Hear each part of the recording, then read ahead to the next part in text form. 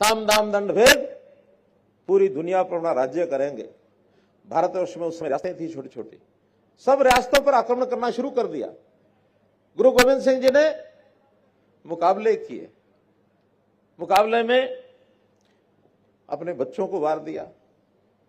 2 बच्चे हमको पता वीरगति को प्राप्त हुए लड़ाई में लड़ते हुए, 2 बच्चे जिंदा दीवार में चुने गए।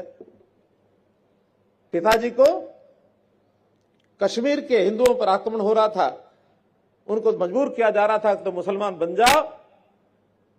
तो गुरु तेग बहादुर जी ने कहा कि किसी महापुरुष को बलि देनी पड़ेगी।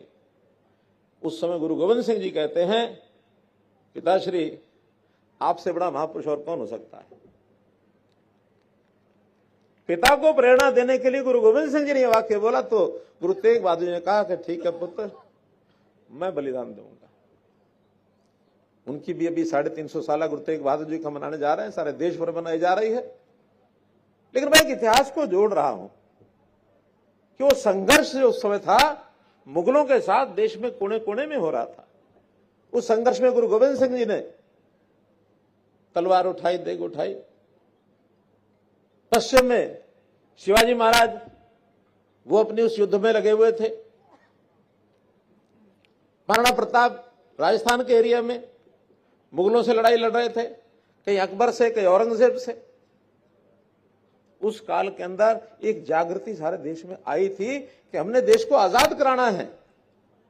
इस आजादी की लौ में ये सारा घटनाक्रम घटा और फिर गुरु बाबा बंदा सिंह बहादुर उस समय गुरु गोविंद सिंह जी की प्रेरणा से और उत्तर भारत में आए कि मैं जाके देखता हूं और जुल्मों का प्रतिकार, जुल्मों का बदला लेने का काम गुरुजी महाराज मैं करूंगा।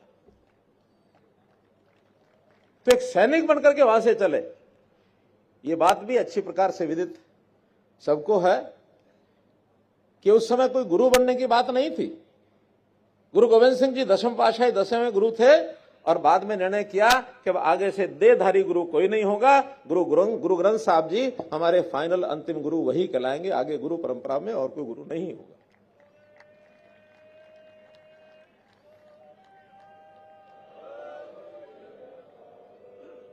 वहां से चले और कहते हैं कि दिल्ली के बाद उन्होंने सोचा कि अब मुझे अपनी सेना इकट्ठी करनी चाहिए।